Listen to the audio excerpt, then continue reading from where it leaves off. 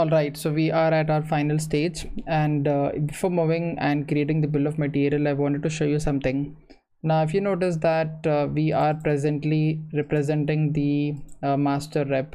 All right, now if I'm just going back to Creo, you can see that in the master rep, all right, I'll be having two blades because the master rep adds all the parts, and in the simple reps we will be splitting those parts into the representations that require them. All right, so master rep will be having two parts on the whole, and the dynamic is having one single blade. All right, and if you're just moving back to our drawing, we can just zoom in and see that we are currently showing the master rep.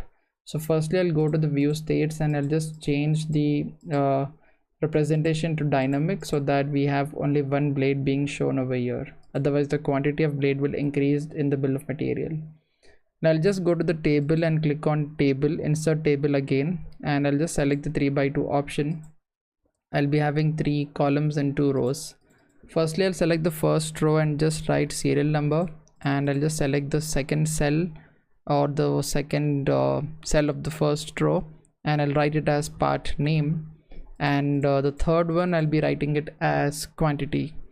I'm trying to keep the table pretty simple so that it's just an understanding of how to utilize these options. We can just try to re-update the format or change the height of the fonts, whatever we like, we can just do it.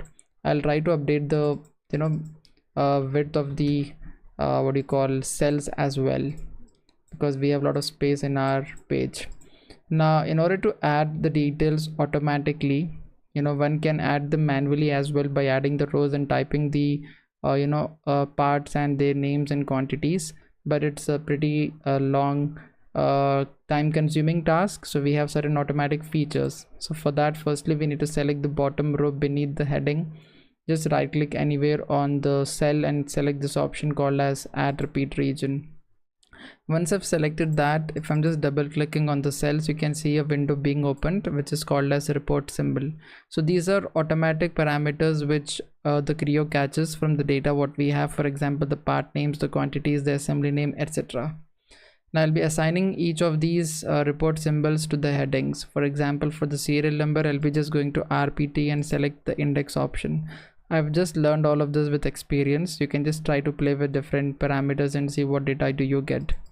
I'll just click on part name and go to assembly, and under assembly I'll just go to member, and under the member I'll select the name, and for the quantity I'll just simply go to RPT and select QTY. I'll reselect the table and go to the format and keep everything in centered position. Once the parameters are set, I just need to click on update table, and the moment I've clicked update table, you can see that I got the list of parts being written, but the quantities are not written over here. And if you closely analyze the part names, you can see the multiple quantity parts are written multiple times. If we do not want this, we can just select the table, or we can just go to repeat regions under the table ribbon, click on attributes and select this anywhere over here. You can see when I'm bringing the cursor on the cells, the table gets highlighted. This means this set of cells are under the category of repeat regions. I'll just select this, and the moment I select this, the menu manager gives me different options, from which I'll be selecting no duplicates, and I'll just click on done and done again. Now you can see I'm having 1 quantities of different parts and 3 quantities or 7 quantities of multiple used parts, all right, in different quantities. Now in order to get the balloons which reflect the serial numbers with associated part, I'll simply go to create balloons, and I'll just click on all, and the moment I've tapped on all, you can see all the parts are being highlighted. For example, the first part is the first part is base motor cover. So where do we have the one? So it's base motor cover. You can just try to readjust the balloon so that they don't intersect as well. All right, now all the parts are numbered according to the table, and you can just re-verify if you really want to verify them. The gasket is hidden over here.